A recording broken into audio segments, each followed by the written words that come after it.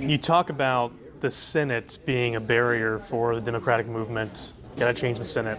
If you were to win this election, I would view that as a rebuke on President Trump, as a rebuke on the Republican Party. So now you're one of 100 members in the upper chamber of the U.S. Congress.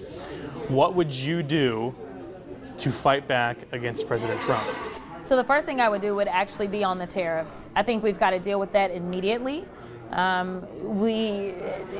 legal analysis is that he has illegally expanded his powers beyond what the Constitution authorizes. And as we sit here in a small business right here in Fort Worth that is struggling because of the tariffs, like I can draw a direct line. We know that we are experiencing record-breaking bankruptcies being filed by farmers and ranchers, which in Texas, we do that really big. As somebody who served on the Ag Committee, I can tell you that they are struggling.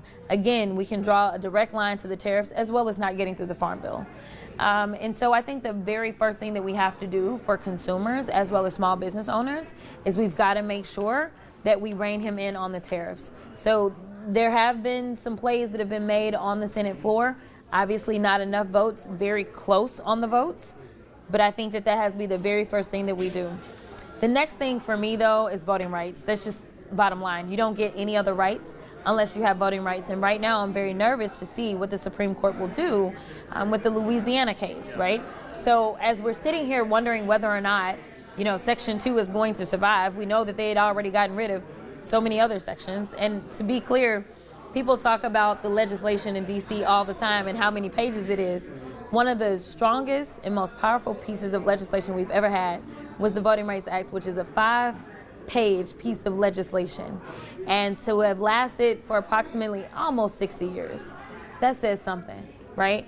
But we need to fortify our democracy and make sure that we have access to the ballot box and make sure that people are picking their representatives versus their representatives picking their people. So to me, that has to come next is voting rights. And then after that, I think we just have to dig in on healthcare.